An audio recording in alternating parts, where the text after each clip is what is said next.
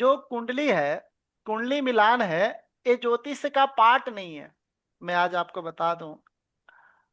क्रियाकलापम प्रतिपत्ति हेतु संक्षिप्त सारार्थ विलास गर्भ अनंत देवज्ञ सुतस्य रामो मुहूर्त चिंतामणि मातनोति। अनंत देवज्ञ सुतस्य रामो, ज्योतिष हमारा हजारों वर्ष पुराना है। हाँ, अनादि काल हम बोल सकते हैं, ज्योतिष वेदांग है। तो जब से वेद है, जब से ज्योतिष है। लेकिन मुहूर्त पहले था ही नहीं। मुहूर्त का आविष्कार अनंत देवज्ञ सुतश्च रामो। अनंत देवज्ञाचार्य जो 1600 ईसा पूर्व हुए, 16 ईसा पूर्व हुए, तो उन्होंने ग्रंथ लिखा मुहूर्त चिंतामणि।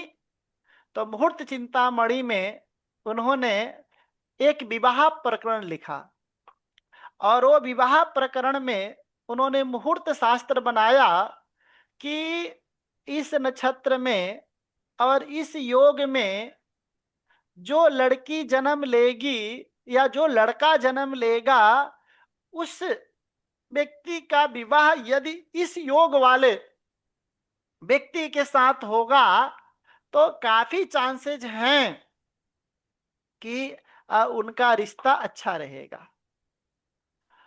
उनका विवाह श्रेष्ठ रहेगा।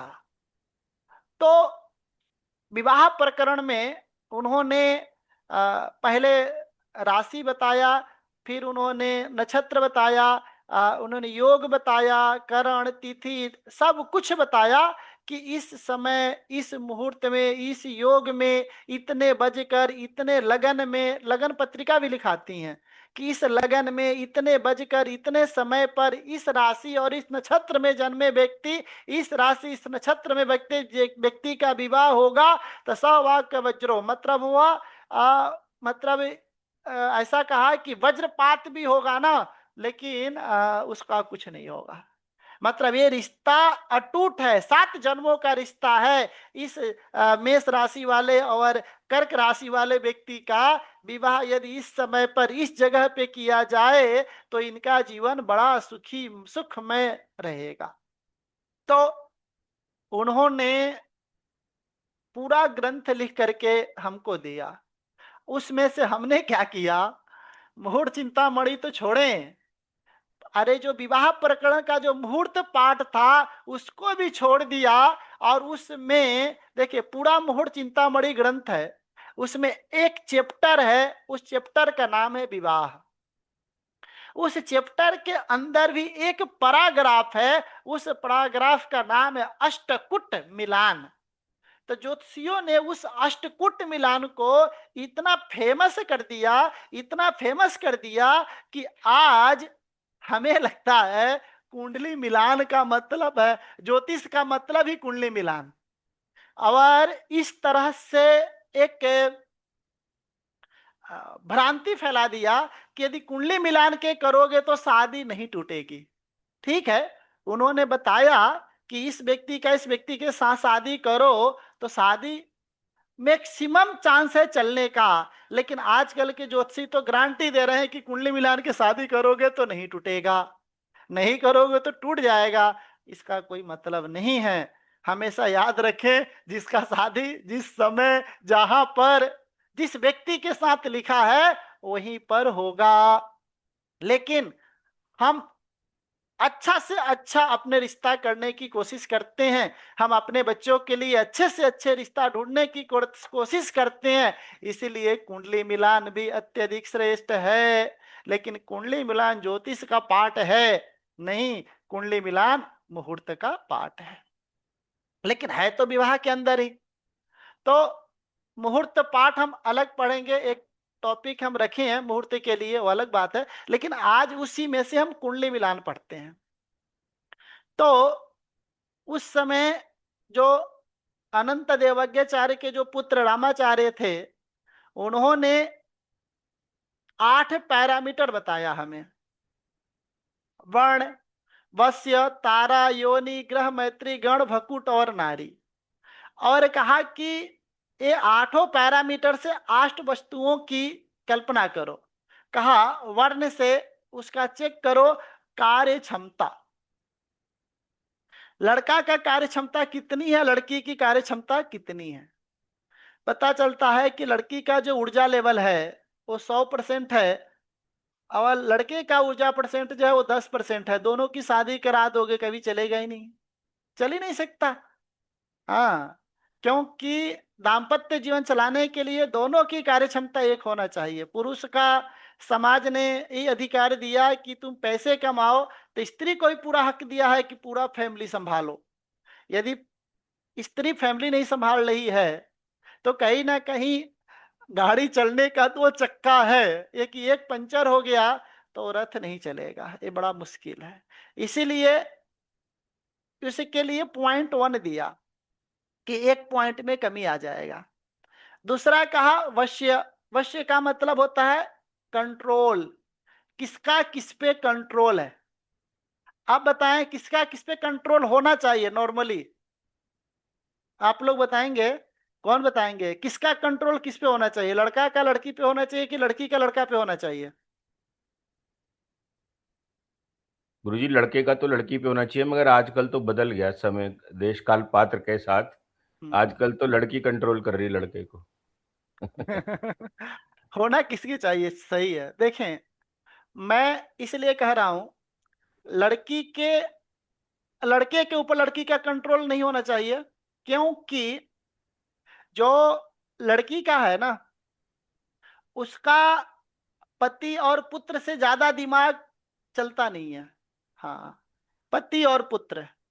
तो इसीलिए लड़की का कंट्रोल पूरे घर पे होना चाहिए, घर पे कंट्रोल लड़की का होना चाहिए, लेकिन घर के बाहर कंट्रोल लड़का का होना चाहिए। फॉर एग्जाम्पल, घर के अंदर जाए तो लड़का सॉरी बोले, और बाहर जाए तो लड़की सॉरी बोले, तो तभी ये दाम्पत्य जीवन अच्छा होता है। कंट्रोल का मतलब है लड़की को घर के अंदर कंट्रोल करना चाहिए और लड़के को बाहर कंट्रोल होइए। ये सत्य बात है, जो कि इस तरह मैं आगे पढ़ाऊंगा जब बच्चे पढ़ेंगे। तो तारा, तारा का मतलब होता है धन संपत्ति। हमको ये देखना है कि आफ्टर मैरिज दोनों कितना आर्थिक संपन्नता में आते हैं, कितना समृद्धि करेंगे।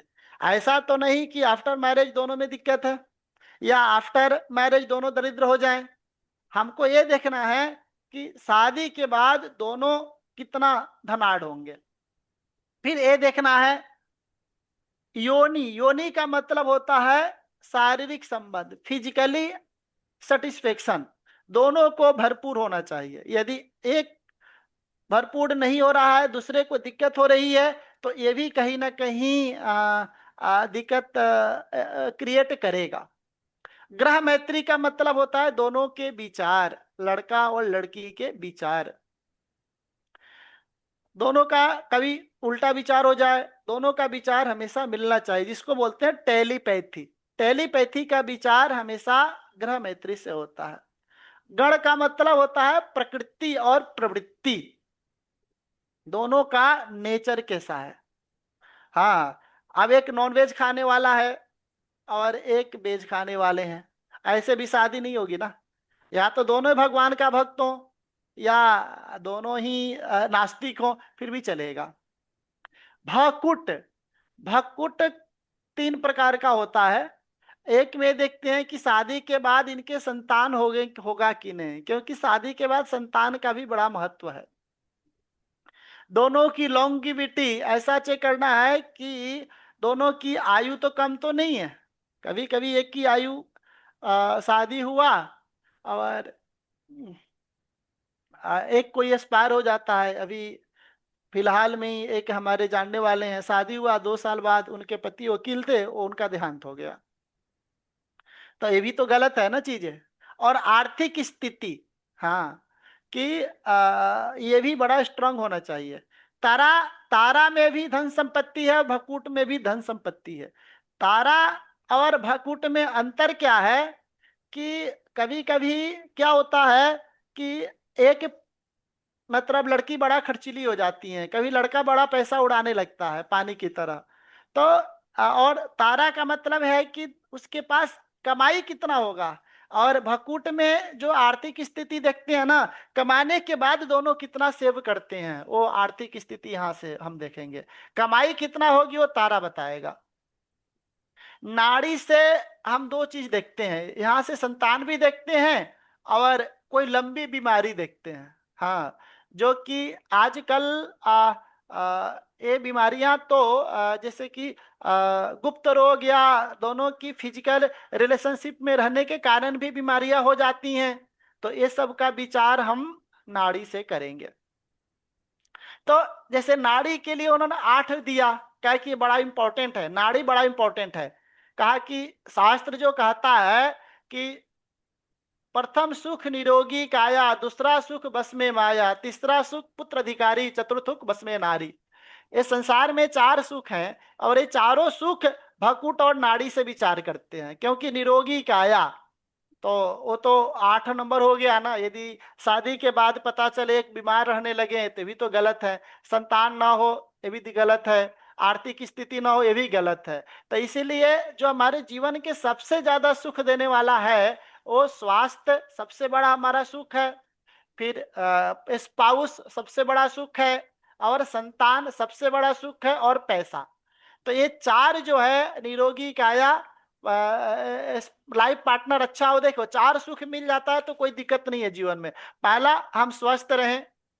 दूसरा, हमारी पत्नी या पति बड़ा अच्छा हो। हमारा पुत्र जो हो हमारे बस में हो, और हमारे पास अपार पैसा हो। ये 4 सुख जो श्रेणी है मनुष्य के लिए बताया गया है। ऐसा 6 सुख बताया, 2 और भी बताया कि हमारे पास कोई बड़ा पद हो और समाज में पद और प्रतिष्ठा हो। तो ये 6 सुख भी बताया, लेकिन इस 6 सुख में समाज को छोड़ दिया। कोई पद मिले न मिले कोई फर्क नहीं पड़ता, पैसा ज्यादा हो तो हो जाता है, लेकिन 6 सुख भी बताया गया है। तो ये 6 सुख आपके वो भकुट और नाड़ी से आते हैं। इसीलिए आप जब हम बात करेंगे ना, भकुट और नाड़ी सबसे ज्यादा इंपॉर्टेंट हो जाते हैं कुंडली मिलाने के लिए। तब यहाँ पर ग्रह मैत्री कहा कि उसके लिए 6 अंक दिया है। ग्रह नहीं, ग्रह मैत्री के लिए 5 अंक दिया है, गण के लिए 6 अंक दिया है, योनि के लिए 4 अंक दिया है, और टोटल मिला करके 36 गुण बताया है। तो ये 36 गुण में एक मीडियम जो है, 36 का कम आधा कर लो 18। तो यदि 18 मिलता है तो हम शादी कर सकते हैं। 18 से कम मिलता है तो शादी नहीं करना चाहिए। कम से कम 50-50% तो हो। आप देखो पूर्ण बहुमत भी तो 51% पर ही आता है ना। 50-50 पर भी नहीं, यदि 19 भी गुण मिलता है तो शादी कर दो। 19 से कम मिलता है तो शादी नहीं। एक मोटा मोटी हम बात करते हैं। उसके बाद भी क्या करना चाहिए, अष्टकूट मिलान में ये 8 गुण के अलग हट के भी इंडिविजुअली इंडिविजुअली कुंडली में संतान, आर्थिक समृद्धि, आयु, मंगल दोष और भाग्य का विचार कर लेना चाहिए। संतान का विचार तो अभी हमने पढ़ा ही है कि दोनों के पंचम भाव में यदि अग्नि तत्व राशि हो, अग्नि तत्व का प्रभाव हो। आर्थिक स्थिति अभी हम पढ़ेंगे, अभी हम पढ़े नहीं है। लॉन्गिविटी जो कि हमने पढ़ लिया है, एक की मध्यायु हो एक की अल्पायु हो तो दीर्घायु हो तो शादी मत करो। आयु का मतलब दोनों अल्पायु हो तो कर दो, दोनों दीर्घायु हो तो कर दो, दोनों क्या बोलेंगे मध्यायु हो तो कर दो। ऐसा कभी मत करना कि एक अल्पायु का शादी आपने दीर्घायु के से कर दिया। ये भी बड़ा गलत है। आप ऐसे तो कभी नहीं करेंगे ना कि 16 साल की लड़की है और 40 साल का बुढ़े के साथ शादी करा दो, ये भी तो गलत है। तो इस तरह से हमको इसमें देखना चाहिए। आयु, मंगल दोष हम आगे पढ़ेंगे, मंगल दोष क्या है, भाग्य। हाँ, दोनों का भाग्य इंडिविजुअली लेवल पे चेक करते हैं, तब जाकर के हमारा ये अष्टकूट का आता है। किसी को इसमें कोई डाउट है? नहीं। अष्टकूट मिलान में किसी को कोई डाउट है? नहीं सर। चले, अब हम आगे बढ़ते हैं। तो हम फर्स्ट जो पॉइंट है उस पे हम आते हैं कि वर्ण, वर्ण कितने होते हैं? तो 4 वर्ण होते हैं, ब्राह्मण, क्षत्रिय, वैश्य और शूद्र। हमेशा ब्राह्मण जो वर्ण है वो वैल्यू ज्यादा रखता है। हाँ, तो लड़की का वर्ण से लड़का का वर्ण श्रेष्ठ बताया गया है। लड़की का वर्ण यदि ऊपर हो, लड़का का वर्ण यदि नीचे हो, तो ऐसा समाज ना शादी स्वीकार नहीं करता। ब्राह्मण का मतलब होता है योग्यता। आपने देखा होगा, आप लोग अपने परिवार में समाज में क्या देखते हैं कि एक अनपढ़ लड़की है और पढ़े लिखे लड़के के साथ शादी हो जाता है तो काफी हद तक वो रिश्ता चल जाता है, आपने देखा होगा। लेकिन उल्टा कर लो, एक लड़की बहुत हाई फाई पढ़ी है लेकिन लड़का मूर्ख लड़के से शादी करा दो तो चलता है क्या? आपने देखा है, चल सकता है क्या? नहीं चलता। हाँ, क्यों नहीं चलता? ये नेचुरली है, जो प्रकृति के अंदर, प्रकृति कंट्रोल ही जब होती है परमात्मा से। नहीं तो अग्नि के अंदर इतना तेज है वो सबको जला दे, लेकिन अग्नि को कंट्रोल कोई नहीं कर सकता। स्त्री को बोलते हैं ना पावर, पावर को कोई कंट्रोल नहीं कर सकता क्योंकि पावर है। पावर कैसे कंट्रोल होता है? वो परमात्मा से, यानी कि बुद्धि से। तो हमेशा प्रकृति जो स्त्री के अंदर है वो ब्राह्मणत्व, पुरुष का पावर स्त्री के पावर से थोड़ा ज्यादा होनी चाहिए, थोड़ा सा ज्यादा, ज्यादा ज्यादा नहीं, थोड़ा सा ज्यादा। तो इसलिए यदि ब्राह्मण कैटेगरी का लड़का है, ब्राह्मण कैटेगरी कौन कौन है? कर्क राशि, वृश्चिक राशि और मीन राशि। तो मीन वो राशि। किसी भी लड़की से उसकी शादी हो सकती है।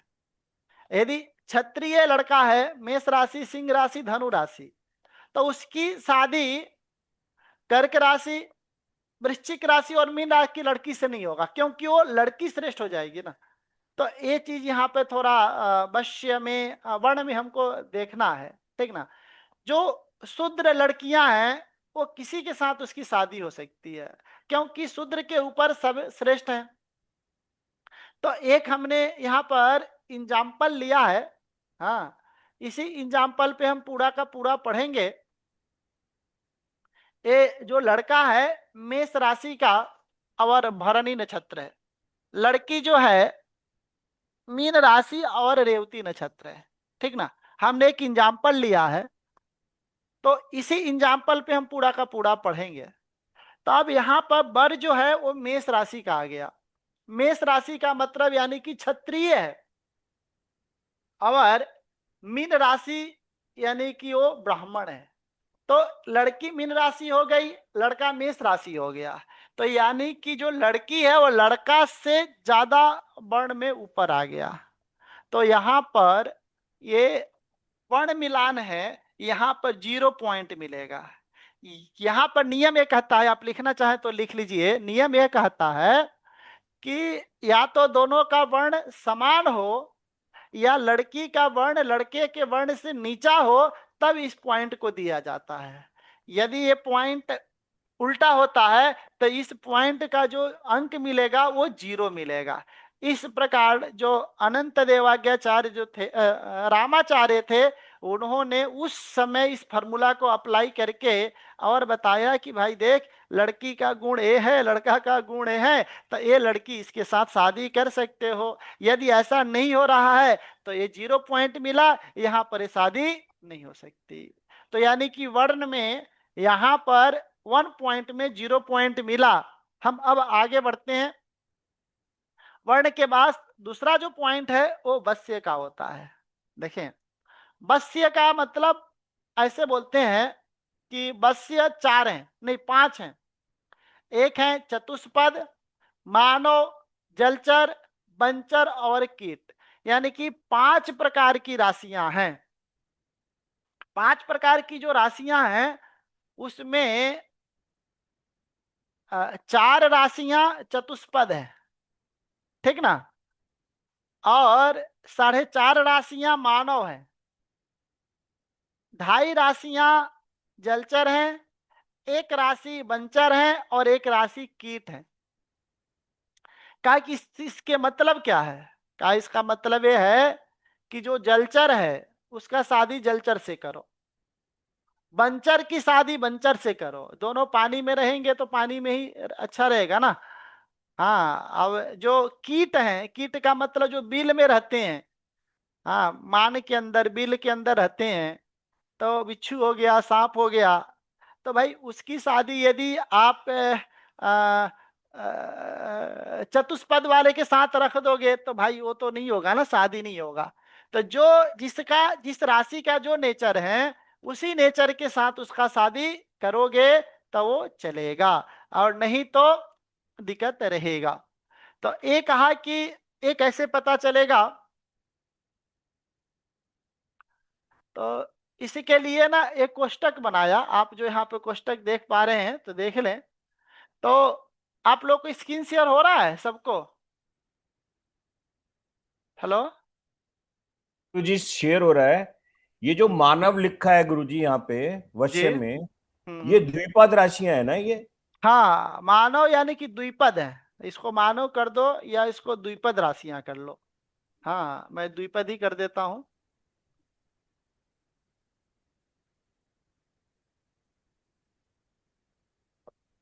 द्विपद, हम्म। ठीक ना? द्विपद है या इसको मानव कर लो, कोई फर्क नहीं पड़ेगा। तो कहा कि द्विपद की शादी द्विपद के साथ करो, मानव की शादी मानव के साथ करो, और जानवर की शादी जानवर के साथ करो, तभी ये चलेगा। यदि उल्टा हो रहा है तो कहीं ना कहीं इसमें भी दिक्कतें आ सकती हैं। कहा एक कोष्टक को देख लो। जो ऊपर की जो राशियां थी हमने जो देखा था ऊपर वाले का, तो मेष राशि, अब बताओ मेष राशि 15 डिग्री 16 डिग्री का था। तो मेष राशि 16 डिग्री पर कौन सी राशि है? मेष राशि है। तो मेष राशि कौन से पद में आएगा? द्विपद, चतुष्पद, मानव, जलचर, कीट, किस में आएगा? चतुष्पद में आएगा ना गुरुजी? और मीन राशि किस में आएगा? मीन राशि तो जलचर में आएगा। तो अब एक जलचर है और एक चतुष्पद है, तो यहां पर क्या करोगे? अब एक चीज मैं बता दूं, ये जो द्विपद राशियां है ना, ये सभी राशियों को खा जाते हैं। देख लेना, ये मीन राशि को तो खा ही जाता है। हाँ, हम्म। द्विपद जो है, जो मानव है ना, मछलियां को खा जाते हैं सब।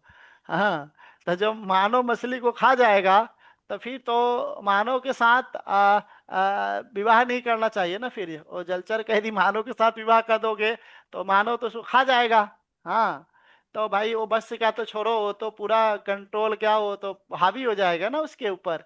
तो कहा कि नहीं नहीं भाई, यहाँ पर इनकी शादियां मत करो। हाँ, ये जो आ, जो मानव, जो जात मानव जो है ना, अरे वो किसी के वो सबको खा जाते हैं। हाँ, इसीलिए मानव के साथ शादी करो तो चलेगा, और मानव को और किसी के साथ शादी कर दोगे तो वो नहीं चलेगा।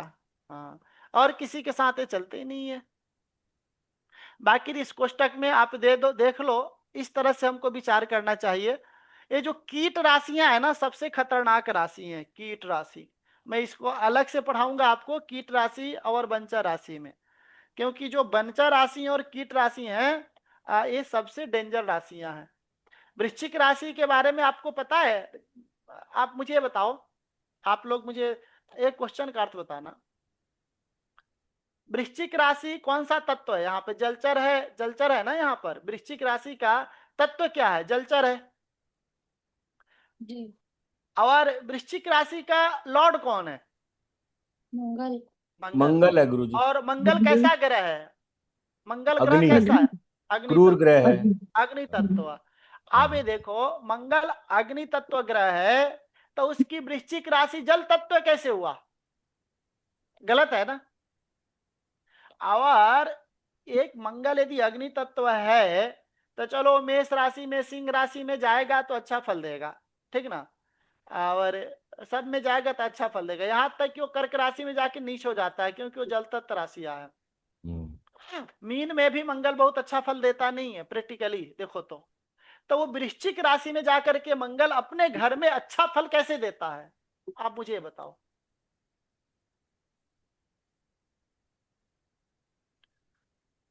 या तो एक आग के गोले को पानी में डुबो दोगे तो गलत हो जाएगा ना।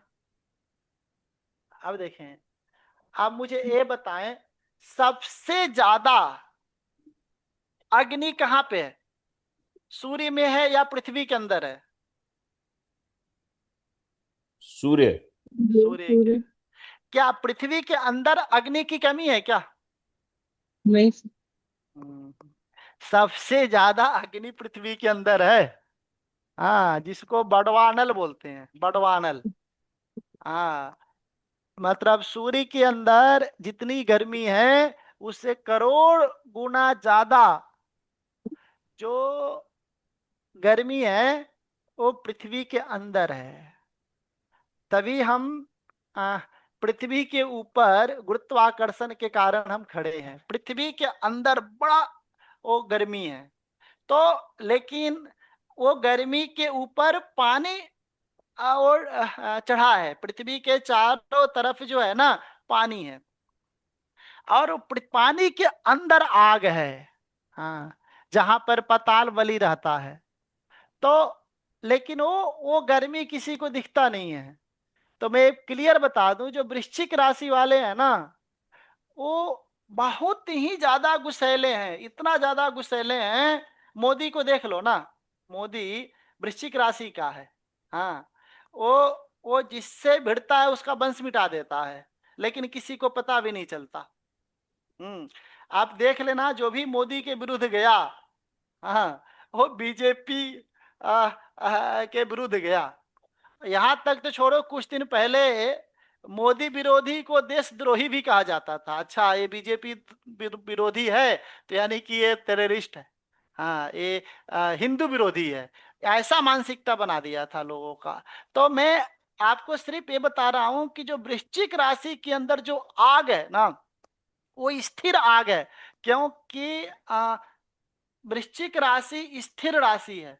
मेष राशि के अंदर जो आग है ना, वो सूर्य वाला आग है, जो कि हीलियम वाला आग है। वो मतलब इधर उधर हो सकता है, लेकिन वृश्चिक राशि का जो आग है ना, वो बड़ा मतलब वो है। हाँ, वो पानी मतलब बहुत डेंजर है। जो बहुत डेंजर है, जो टरबाइन बिजली जिस आग से बनता है ना, पानी से, जिस पानी से बिजली बनता है ना, वो बिजली वाला आग जो है, ये मंगल है। तो बड़ा खतरनाक है। इसीलिए वृश्चिक राशि की शादी मानव को भी खा जाए। मानव ऐसे मानव कीट को भी खा जाते हैं ना, केकड़े ओकड़े सबको मानव कीट को खा जाते हैं ना, लेकिन वृश्चिक को मानव भी नहीं खा पाएगा। ऐसा डंक मारेगा ना वृश्चिक, वो मानव भी तरफ तरफ के मर जाएगा। तो वृश्चिक राशि यदि लड़की की हो गई ना, तो उसकी शादी होना बड़ा मुश्किल है। सिंह राशि भी यदि लड़की की हो गई ना, तो ऐसे दो राशियों को रामाचार्य ने बड़ा सेपरेट रखा है। इनको मैं अलग से पढ़ाऊंगा यदि ये राशियां हो रही हैं तो यहाँ पर हमने क्या देखा, मेष राशि जो है भाई वो चतुष्पद है, और मीन राशि जलचर है। चतुष्पद जो है जलचर को चतुष्पद जो है, और जलचर में वो नहीं है, कोई मतलब मित्रता नहीं है। लेकिन जो चतुष्पद है वो जलचर को नहीं खाता। हाँ, जो चतुष्पद वाले हैं वो जलचर को नहीं खाते हैं। बट मित्रता नहीं है तो शत्रुता भी नहीं है। तो यहाँ पर इसको एक गुण हम दे सकते हैं कि भाई दो मत दो, चलो एक तो दे दो। तो इसीलिए वर और कन्या को मिलाने के बाद यहाँ पर एक गुण की प्राप्ति हो चुकी है। लेकिन यदि ये मानव होता और वो जलचर होता, तब तो फिर तो जीरो ही मिलता, क्योंकि मानव जलचर को खा जाता है। तो इस तरह से आप ये जो कोष्टक है, सारणी है, टेबल है, उस टेबल का आप विचार कर सकते हैं। तीसरा जो आता है उसको बोलते हैं तारा। तारा 9 होते हैं। जन्म संपत विपद क्षेम प्रत्यरी साधको बध तथा मैत्रादि मैत्रे च नव तारा प्रकीर्तिता। ये तारा सिर्फ विवाह में नहीं देखना चाहिए, ये तारा अपने जीवन में भी देखना चाहिए। ये तारा कैसे पता चलता है, तो तीन तीन नक्षत्रों का एक तारा होता है। तीन नक्षत्रों के ग्रुप ग्रुप को हम तारा बोलते हैं। आप इस तरह को ऐसा समझें, राशि जो राशि के जो फर्दर पार्ट है वो नक्षत्र है, और जो राशि है वो तारा का पार्ट है। ऊपर जो अंतरिक्ष में हम तारा देखते हैं ना, वही रियल तारा वही है। जो आपको एक एक तारा रातों के ऊपर दिखाई देता है, वो एक तारा नहीं है, वो ताराओं का पूरा का पूरा समूह है, झुंड है। तो वो पूरे अंतरिक्ष को 9 भागों में बांटा गया है। तो वही 9 तारा हैं, 3 3 नक्षत्र का एक तारा होता है। और ये तारा का नाम है, जैसे कि फर्स्ट तारा का जैसे 27 नक्षत्र हैं, 12 राशि हैं, उसी तरह 9 तारा हैं। 9 तारा का प्रयोग में हम इसलिए नहीं लेते हैं क्योंकि इनका प्रयोग दशा में आता है। दशा फल जो होता है ना, उसमें हम इसका काउंटिंग करते हैं। और बाकी हम फलादेश में जो राशि और नक्षत्र का ज्यादा इंपॉर्टेंट मानते हैं, तारा को हम ज्यादा इंपॉर्टेंट नहीं देते हैं। लेकिन फलादेश में तारा का बड़ा भूमिका है, दशा में भी तारा का भूमिका बहुत ज्यादा है। तो कहा कि पहला जो तारा है वो जन्म है, दूसरा जो है संपत्त, विपत्त, क्षेम, प्रत्यरि, साधक, बध, मित्र और अति मित्र। ये 9 तारा है, 9 तारा प्रकृतिता। अब कैसे पता चलेगा कि भाई हमारा कौन सा तारा है? हाँ, हम किस तारा में हम हमारा जन्म है। तो सबसे पहले आप चेक करो कि आपका जन्म नक्षत्र कौन सा है, ठीक ना। जन्म नक्षत्र को चेक करो, और के बाद उसके जन्म नक्षत्र को चेक करने के बाद लड़की के जन्म नक्षत्र को चेक करो, ठीक ना। ये तारा जो है, मैं आज बता दूं, मुहूर्त में तारा सबसे इंपॉर्टेंट चीज है। बिना तारा का ना कोई मुहूर्त ही नहीं निकल सकता। आपने मुहूर्त शास्त्र पढ़ा नहीं है, इसीलिए तारा के बारे में आपको ज्यादा विशेष ज्ञान नहीं है। तारा यदि गड़बड़ हो जाए ना, तो वो उस मुहूर्त में यदि कोई काम कर रहे हैं, लेकिन उस दिन का तारा यदि गड़बड़ है, तो समझ जाओ कि वो मुहूर्त में किया हुआ काम कभी सफल नहीं होगा। मैं गारंटी दे रहा हूं कि जैसे कि कोई व्यक्ति गाड़ी खरीदता है, लेकिन वो तारा उस दिन का सही नहीं है, तो वो गाड़ी उसके एक्सीडेंट और मृत्यु का कारण बनेगा। कोई व्यक्ति घर ले रहा है या कोई व्यक्ति जमीन ले रहा है, जैसे कि परसों एक व्यक्ति कुंडली दिखाने आए थे, तो वो कह रहे थे कि 2020 से पहले मैं करोड़ों कमा रहा था। 2020 में उन्होंने एक प्लॉट लिया, और जब से प्लॉट लिया तब से उनका डाउन फ्लो आ चुका है। आज बैंक के इतने लोन हो चुके हैं कि उस प्रॉपर्टी को बेचने के बाद भी वो क्लियर नहीं हो पा रहे हैं।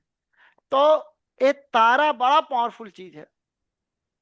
तो ये तारा को हम कैसे समझेंगे, वो समझें आप, कि जिस दिन भी किसी को काम करना हो, तो उस दिन का नक्षत्र क्या है, और उस व्यक्ति का जब जन्म हुआ तो वो जन्म नक्षत्र क्या था।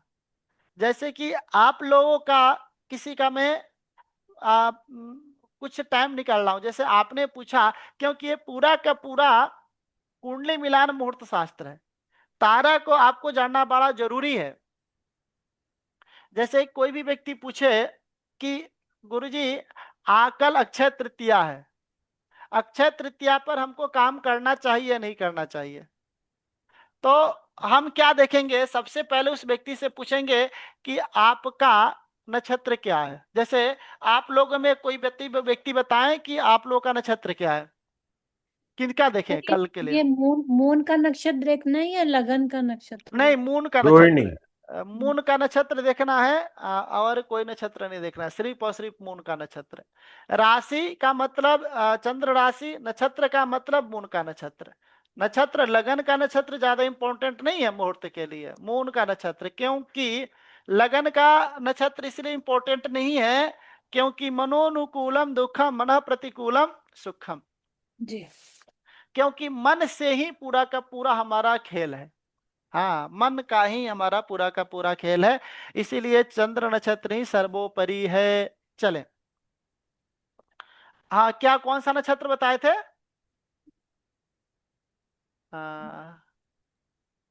नक्षत्र क्या बताए थे, कौन व्यक्ति बताए थे अपना नक्षत्र? वो तो लगन से बताया था गुरुजी, रोहिणी नहीं नहीं नक्षत्र। नहीं, चंद्र, चंद्र नक्षत्र बताएं। चंद्रमा कहाँ पे है, कितने डिग्री का है, मैं नक्षत्र निकाल लूंगा, बताएं। चंद्रमा किस राशि में है? तो अनुराधा नक्षत्र। अनुराधा, बहुत ही सुंदर। अनुराधा नक्षत्र अपने आप में बड़ा श्रेष्ठ है। हाँ, और कल अक्षय तृतीया है, और कल का जो नक्षत्र है वो भरणी नक्षत्र है।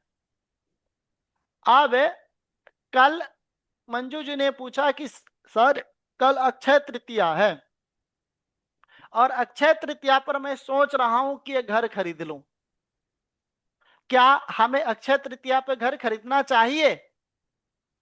तब हम चेक किया, इनका नक्षत्र क्या है? अनुराधा। और कल का नक्षत्र क्या है? भरणी। अब हम अनुराधा नक्षत्र से भरणी नक्षत्र तक काउंट करेंगे। तो अनुराधा नक्षत्र से, तो अनुराधा से भरणी तक आप काउंट करो तो कौन सा नक्षत्र आएगा? अनुराधा 1 2 3 4 5 6 7 8 9 10 11। अनुराधा से अनुराधा ज्येष्ठा। एक सेकेंड हम काउंट कर लेता हूं।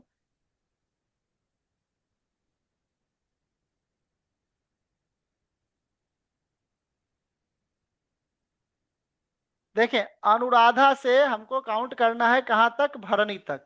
तो अनुराधा 1 2 3 4 5 6 7 8 9 10 11 13 12 13 13। 14। 14वां नक्षत्र होगा ना? अनुराधा को भी काउंट करना है। देखिए, अनुराधा, अनुराधा ज्येष्ठा, मूल, पूर्वाषाढ़ा, उत्तराषाढ़ा, हाँ, श्रवण, धनिष्ठा, शतभिषा, पूर्वा भाद्रपदा, उत्तरा भाद्रपदा, रेवती, अश्वनी और भरणी। 13, बिल्कुल आपने सही कहा, 13 नक्षत्र आया। ठीक ना? 13, जब 13 नक्षत्र आया और यहाँ पे तारा कितना है? 9। तो हम क्या करेंगे? 13 में से 9 को घटा देंगे, तो हमारा बच्चा क्या? 4। 4। तो चौथा अब नक्षत्र कौन हो जाएगा? जन्म। तारा कौन हो जाएगा चौथा? तो जन्म 1 नंबर का है, संपत 2 नंबर का है, 3 नंबर का है विपत, और क्षेम जो है वो 4 नंबर का है। तो क्षेम का मतलब है अत्यधिक शुभ। क्षेम, योग क्षेमम भवाम्य हम, गीता में भगवान कृष्ण कहते हैं, क्या कहते हैं कि अनन्या चिंतयन्तो माम ये जना पर्युपासते तेषां नित्याभियुक्ता नाम योग क्षेम भवाम्य हम। तुम्हारा योग और क्षेम दोनों करूंगा। क्षेम का मतलब है कल्याण, यानी कि कल के डेट पे मंजू जी कोई काम करते हैं तो निश्चित रूप से उस काम में इनको सफलता मिलेगा। लेकिन वही यदि बोले कि अब परसों नहीं, उसके अगले दिन हमको काम करना है, 19 तारीख को नहीं 20 तारीख को, तो 20 तारीख को कृतिका नक्षत्र हो जाएगा। और कृतिका नक्षत्र जब अनुराधा नक्षत्र से काउंट करेंगे तब कितना हो जाएगा? 14। आज जो 14 होगा, 9 माइनस करेंगे तो हो जाएगा 5, और 5 का मतलब क्या हो जाएगा? प्रत्यरी। प्रत्यरी का मतलब बहुत ही बुरा। तो ये जो तारा है, ये मुहूर्त में इसका बड़ा चमत्कार है। तो कभी भी जब हमारा तारा निगेटिव हो, और निगेटिव तारा कौन कौन से हैं? तो कहा विपत, नाम से ही है उसका, विपत, प्रत्यरिही, बध। जो ये 3 तारा हैं, विपत, प्रत्यरि और बध, जैसा इनका नाम है वैसा इनका काम है। यानी कि जन्म नक्षत्र से यदि तीसरा नक्षत्र, पांचवा, सातवां। 5वां नक्षत्र और 7वां नक्षत्र, यदि उस नक्षत्र में यदि हम कोई काम कर लें तो समझे उस काम को ब्रह्मा भी ठीक नहीं कर सकते, इतना बुरा असर होता है।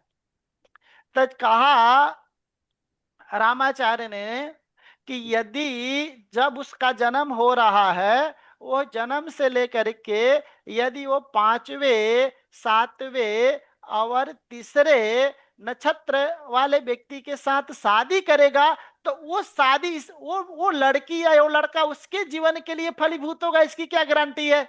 वो भी नहीं फलीभूत होगा। तो इसीलिए कहा कि लड़का का नक्षत्र से लड़की का नक्षत्र तक काउंट करो, और यदि उसका नक्षत्र यदि तीसरा हो गया, 5वां हो गया, 7वां हो गया, तो बद्ध है ना, विपत है ना, शादी हो रही है। पता चला लड़का का अश्विनी नक्षत्र है, लड़की का कृतिका नक्षत्र है, तो लड़का के नक्षत्र से लड़की का नक्षत्र कांट किया तो वो तीसरा आ गया। तीसरा का मतलब है विपत है। अरे वो शादी नहीं हो रही, वो विपत हो रही है, वो घर में विपत पड़ेगा फिर। तो इसीलिए ये जो तीन तारा को ऋषियों ने बिल्कुल हटाया और कहा कि यदि ये तीन तारा यदि आ रहा है तो समझ जा उसके जीवन में कष्ट ही कष्ट है। एक जगह तो लिखा है कि जब तारा खराब हो ना तो शादी नहीं करे, वो छोड़ दो, लेकिन तारा जब खराब हो उस समय कोई शादी मत करो, या ऐसे गलत तारा वाले लाइफ पार्टनर से शादी मत करो, नहीं तो बड़ा बुरा होता है, बड़ा बुरा होता है। ठीक ना। अब यहां पर देखते हैं इसका नक्षत्र क्या है, भरणी, उसका नक्षत्र क्या है, रेवती। तो आप भरणी से रेवती तक काउंट करोगे तो कितना आएगा, 26, नहीं 26 आएगा कि 25 आएगा, भर 26 आएगा, 26। 26 आएगा। तो 26 में से कितना माइनस करना है फिर, गुरुजी 9 18। से भाग देना, हाँ 9 से भाग देना है ना, नौ हाँ, दूनी 18। 18 और तो 18 माइनस कर दो ना, फिर ऐसे ही भाग क्या देना है, तो बचेगा कितना आपका, 26 में से 18 चला गया तो 6। तो छठा कौन हो गया, जन्म संपत विपत क्षेम प्रत्यरी साधक। हाँ छठा हो गया, 1 2 3 4 5 6 साधक हो गया ना छठा। तो साधक यानी कि लड़का के लिए लड़की बड़ा श्रेष्ठ है, क्योंकि ये साधक सर साधक कैसे हो गया? 8 आ गया ना, 26 में से 18 गए तो 8 आ गया ना। 8, हाँ 26 है ना, 18 गया, हाँ 26 18 8 आ जाएगा, सॉरी 8 आएगा, 6 नहीं आएगा, 26 है ना, मैं 24 सोच रहा था। जब वो 26 आया तो 18 गया तो 8 आ जाएगा। तो 8 आ गया तो मित्र हो गया, यानी कि जन्म संपत विपत क्षेम प्रत्यरी साधक बध और मित्र, यानी कि 8वां का मतलब मित्र है। अब मित्र का मतलब क्या है, लड़का लड़की को क्या मान रहा है, अपन परम स्नेही मित्र मान रहा है। अब लड़की लड़का को क्या मान रही है, चलो लड़का के तो लड़की भाग्यशाली हो गई, हम तो मान गए, क्योंकि इसका मित्र है, जब से शादी हुआ जब से इसके जीवन में खुशहाली ही खुशहाली है। लेकिन लड़की के जीवन में क्या है, तो अब लड़की का नक्षत्र से लड़का का नक्षत्र काउंट करो तो कितना आएगा, रेवती अश्वनी और भरणी, यानी कि 3 आया। तो 3 का मतलब क्या है, विपत। अब लड़की के लिए तो विपत हो गया ना फिर वो लड़का। हाँ कोई कहता है गुरुजी, वो हमारे पास आते हैं ना तो कहते हैं गुरुजी हमें तो कोई दिक्कत नहीं है, लेकिन वो कहती है हमें दिक्कत है ना, हमें शादी तोड़नी है। अरे अभी एक है मतलब उधर विजयनगर में, वो लड़का कहता है कि मुझे शादी नहीं तोड़नी, लड़की कहती नहीं नहीं हमें तोड़नी है, हमें शादी तोड़नी है भाई, हमको तुम्हारे साथ नहीं रहना।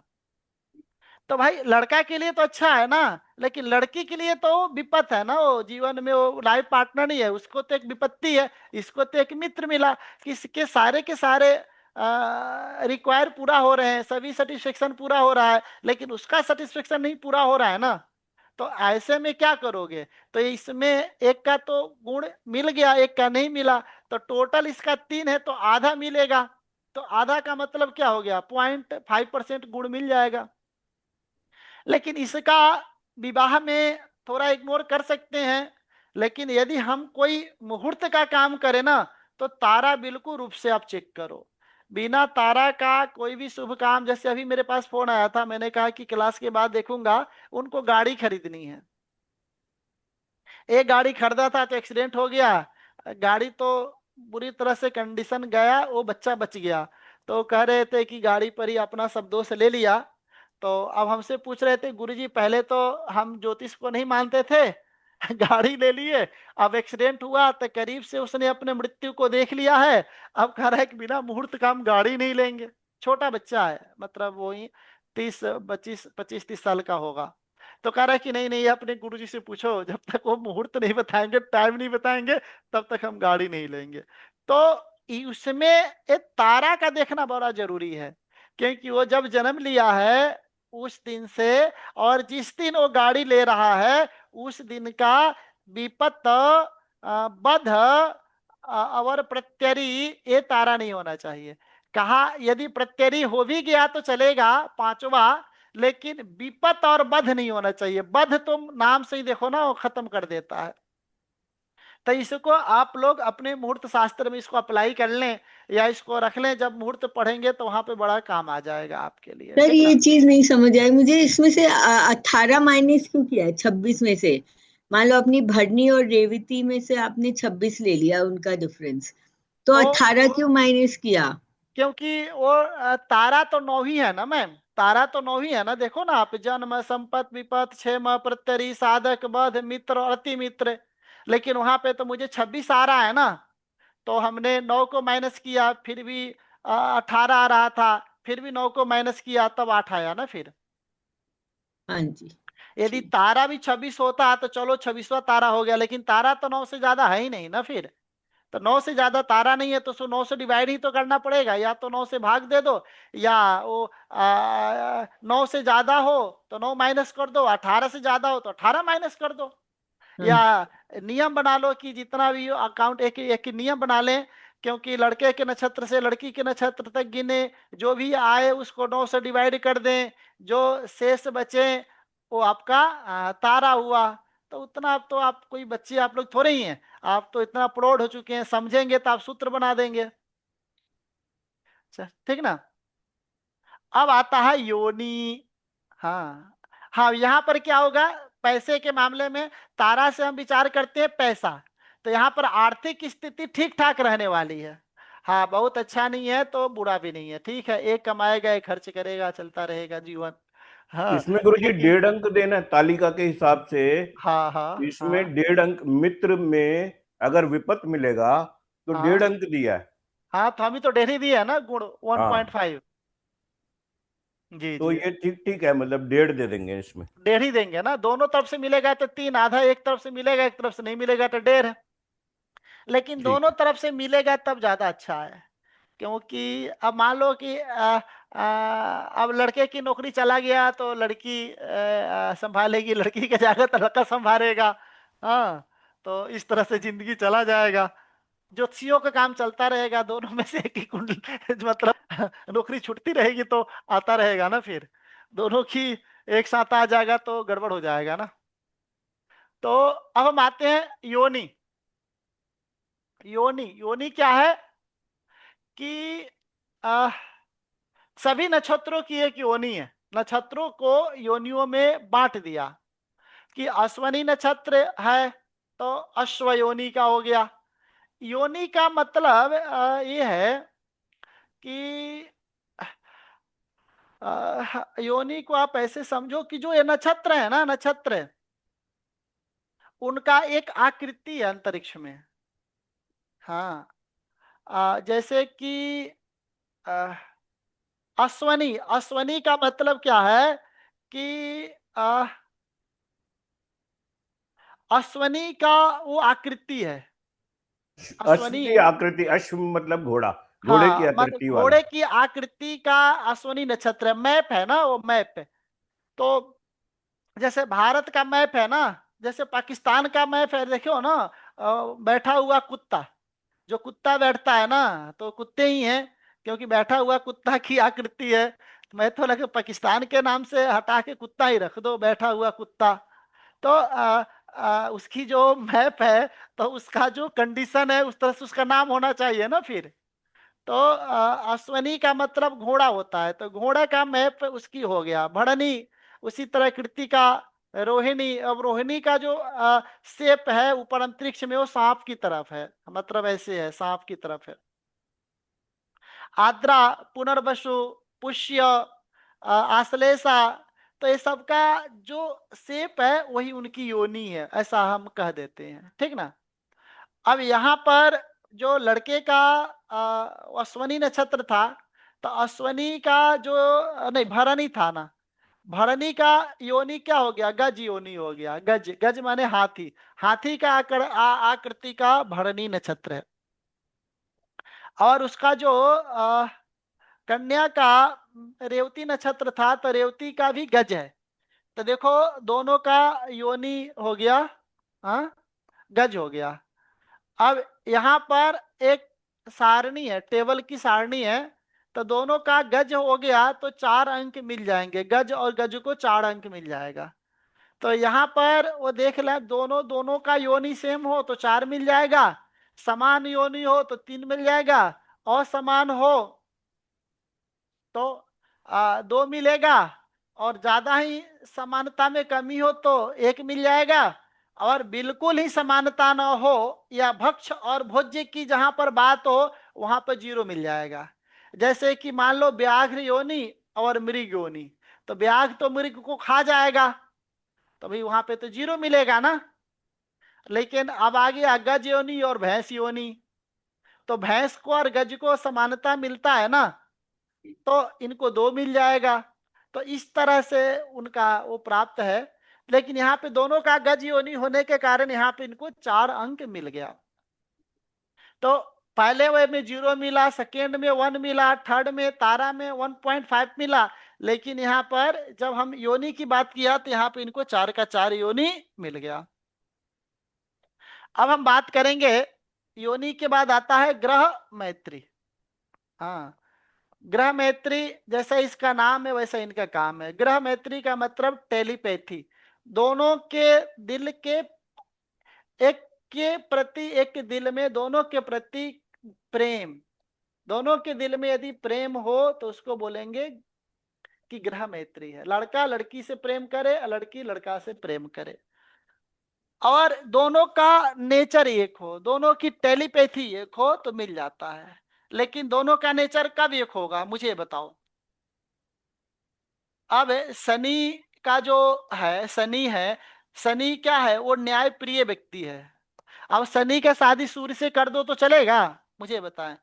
सूर्य जब निकलता है तो सारे के सारे ट्रैफिक बंद हो जाते हैं। जब राजा व्यक्ति निकलता है तो आप देखिएगा रूट लग जाते हैं। मोदी निकलता है तो रूट के साथ निकलता है। शनि वाला चिल्लाता है कि ये बताओ संविधान सबके लिए एक है, तो इसको रेड लाइट पर रुकना चाहिए कि नहीं रुकना चाहिए। अब मुझे ये बताओ सूर्य सही या शनि सही है, आप लोग मुझे बता पाएंगे कौन सही है यहाँ पर।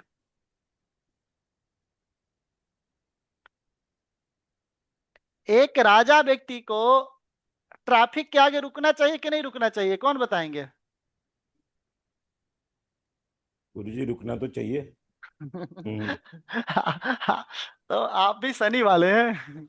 ये बताए, वो रुक गया तो फिर राजा किस काम का। हाँ, आप ऐसे समझे, ये तो थोड़ा आपने हमने गलत क्वेश्चन कर दिया, आपका राइट यहाँ पे है। आप ये सोचे कि एक अंधकार है और एक प्रकाश है, आप ऐसा समझो। तो जहां पर प्रकाश जाएगा तो वहां से अंधकार स्वतः भग जाएगा कि नहीं भग जाएगा। जी। आपने बात सही कही कि रेड लाइट हो तो मोदी को रुकना चाहिए, मैं मानता हूं। लेकिन आपको क्या लगता है मोदी जिस रास्ता से जाएगा उसको रेड लाइट मिलेगा क्या, मुझे बता दो। नहीं मिलेगा, ये वो ऑटोमेटिकली ग्रीन करते हैं। हाँ। नहीं नहीं, फिर यदि आप सूर्य जहां जाएगा, प्रकाश जहां जाएगा, अंधकार वहां से स्वतः नष्ट हो जाएगा। तो फिर ये शनि चिल्ला क्यों रहा है कि एक राजा को ट्रैफिक के पास रुकना चाहिए। अरे हिम्मत हो तो उसको लाल बत्ती तो तुम जला के दिखा दो, इतना है पावर तुम्हारे अंदर। नहीं है, तो तुम्हारे अंदर वो पावर है ही नहीं कि एक व्यक्ति को रेड लाइट पर रोक सकते हो, तो तुम चिल्ला चिल्ला क्यों रहे हो। लेकिन इसलिए बोलते हैं कि शनि के अंदर नैसर्गिक बल 0 होता है, नैसर्गिक बल 0 होता है। लेकिन हाई कोर्ट का, सुप्रीम कोर्ट का जज जाएगा तो उसको रेड लाइट मिलेगा। हाँ, क्योंकि उसके लिए वो नहीं हो सकता है ग्रीन। इसलिए नहीं होगा कि यदि वो चला गया तो शनि की मर्यादा खत्म हो जाएगी ना। तो शनि क्या है, जुडिशियरी है, अंधकार है, इसीलिए वो काला कोट में पहना रहता है, अंधकार तमसो, अंधेरा कायम रहे। लेकिन सूर्य क्या है, प्रकाश, इसीलिए दोनों का नेचर कभी मिल ही नहीं सकता। सूर्य वाले के शनि के साथ तो शादी करा दोगे, जीवन भर बहस कहर कर करके मर जाएंगे कि वो चल ही नहीं सकता। यदि हमसे बातें करें आप, इसका बहस होगा, इसका अर्थ कुछ नहीं निकलेगा, क्योंकि शनि भी अपने स्थान पर सही है और सूर्य भी अपने स्थान पर सही है। वो राजा इसीलिए बना है क्या कि ट्रैफिक में उसको मिलने जाए, उसको कहीं जाए तो काम करना पड़े, ये करना पड़े, इसीलिए राजा नहीं बना है। राजा सर्वोपरि होता है, वो देश का नाक है। यदि जिस देश का राजा रेड लाइट पर रुक जाता है, फिर वो देश की वो नहीं रहती, गणिमा गणिमा हो गया ना वो चीजें। तो उसका वही श्रृंगार है। राजा का श्रृंगार पढ़ेंगे तब आनंद आता है राजा के बारे में। तो जो राजा है वो राजा है, ठीक ना। तो शनि जो है वो नौकर है, तो नौकर है। नौकर की गरिमा अलग है, राजा की गरिमा अलग है। नौकर और राजा में कभी कोई व्यक्ति एकता कर ही नहीं सकता। इसलिए जिसका सिंह राशि हो उसकी शादी सिंह राशि से कराओ, जिसका मकर राशि हो उसकी शादी मकर राशि से कराओ। शनि वाले का शादी शनि से, जुपिटर वाले का जुपिटर से, बृहस्पति वाले को बृहस्पति से, जो जैसा है उसकी उसके साथ शादी करा दो। और एक चीज बताऊं, जैसे जो जिसकी राशि जो है ना, जैसे सिंह राशि है ना, सिंह राशि वाले से शादी करा दो, 36 के 36 गुण मिल जाएंगे। 36 के नहीं, वो तो 28 गुण तो मिल ही जाता है। वो एक ग्रह वो क्या बोलते हैं, वो ग्रह मैत्री वाला नहीं, नहीं वो नाड़ी वाला दोष रह जाता है। वो नाड़ी पढ़ेंगे तो पता चल। नहीं तो जो जिसकी राशि है उसके साथ आंख आंख बंद करके शादी करा दो, यही सबसे श्रेष्ठ नियम है। और नहीं तो कहा उसके मित्र देख लो, जैसे सूर्य का मित्र जो ना मंगल बृहस्पति, तो मंगल और बृहस्पति और चंद्रमा, इनसे भी इनकी शादी करा सकते हो। यहाँ पर ये मित्र हैं, तो मित्र को भी यहाँ पर 4 अंक मिल जाता है। शत्रु को 0 मिलेगा। जैसे सिंह राशि की शादी आपने उनसे करा दिया कुंभ राशि वालों से, तो ग्रह मैत्री 0 मिलेगा। और ये बड़ा बुरा होता है, ग्रह मैत्री को देखना बड़ा जरूरी है। मैं तो कहूंगा कि ऊपर के जो 4 आपने देखा था, वो चारों से ज्यादा इंपॉर्टेंट ये है 5वां। यदि वो चारों ना हो ना, एक ग्रह मैत्री हो तो शादी करा सकते हो। ग्रह मैत्री का मतलब होता है नेचुरल प्रेम। और यहाँ पे देखिए, वर का मेष राशि है और कन्या का मीन राशि है। मेष का लॉर्ड मंगल, मीन का लॉर्ड गुरु। मंगल गुरु को मित्र मानता है, गुरु मंगल को मित्र मानता है, दोनों दूसरे को मित्र मानते हैं। 5 के 5 गुण दे दो, बस हो गया। तो ये बड़ा जरूरी है, ये आप ऐसे ही कर सकते हो। यहाँ पे कुंडली मिलाने की जरूरत ही नहीं है कि लड़का का क्या है लड़की का क्या है, बस यहाँ पर शादी कर दो। अब आता है गण। हाँ, गण कितने होते हैं? 3 होते हैं, देवगण, राक्षस गण और मनुष्य गण। तो एक गण का डिसाइड भी राशियों से होता है। तो 3 गण है और 27 नक्षत्र है, तो 9 नक्षत्रों का एक गण हो जाते हैं, ठीक ना। तो 9 नक्षत्र के एक गण है, तो एक देवगण है, एक मनुष्य गण है, एक राक्षस गण है। तो यहाँ पे चेक करो कि लड़का का कौन गण है, लड़की का कौन गण है। यदि दोनों का सेम गण है तो शादी करा दीजिए। जैसे लड़का भरणी है और लड़की रेवती है, तो भरणी का जो है मनुष्य गण है और रेवती का देवगण है। तो देवता और मनुष्य साथ में रह सकते हैं कि नहीं रह सकते हैं? मुझे बताएं, देवता और मनुष्य साथ में रह सकते हैं?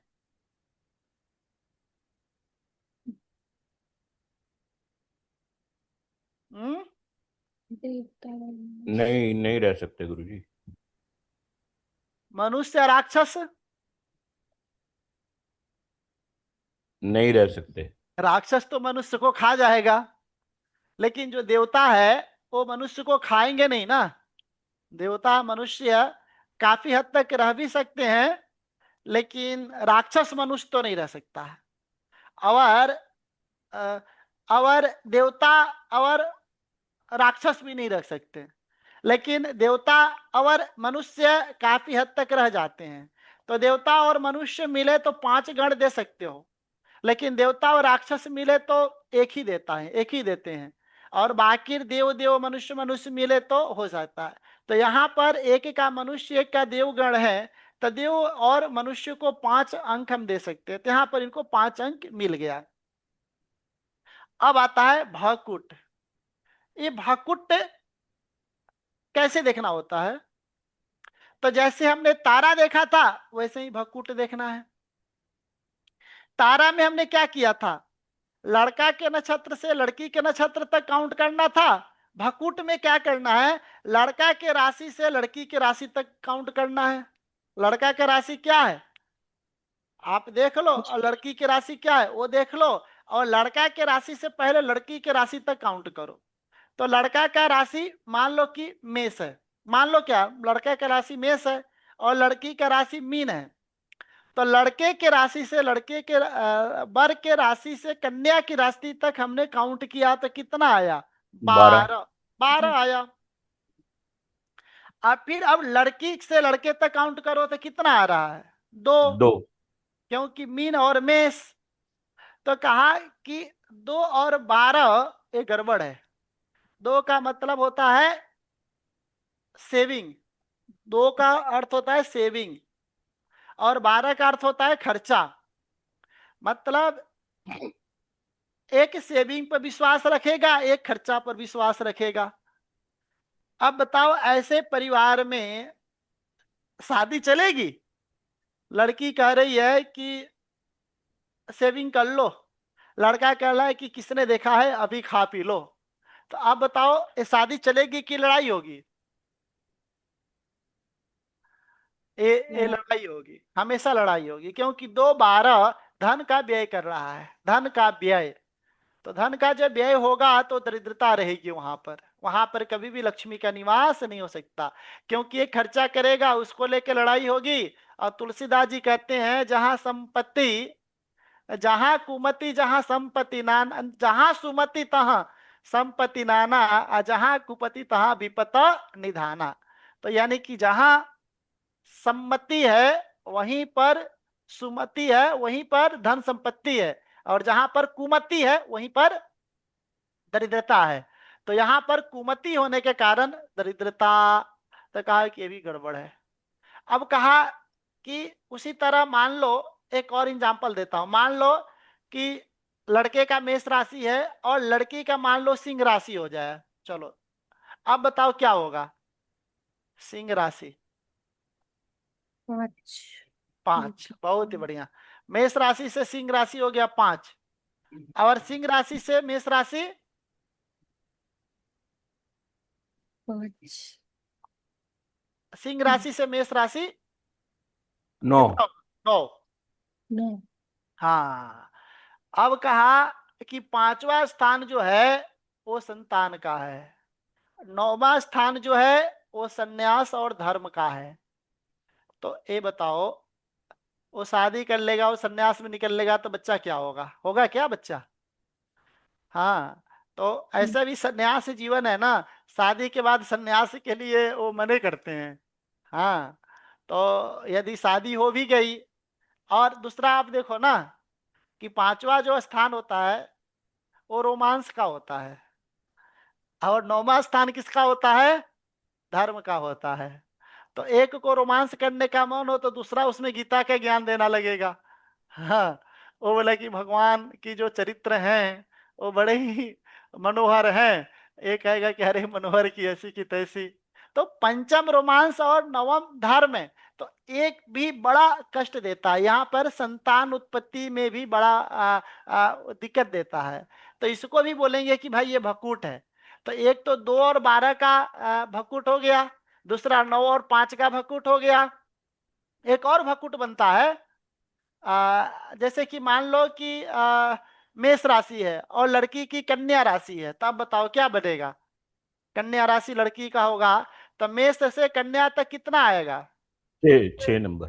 6 और 8। और कन्या से मेष तक कितना आ जाएगा? 8 आ जाएगा। 8। तो अब बताओ छठा जो स्थान है वो शत्रु का है,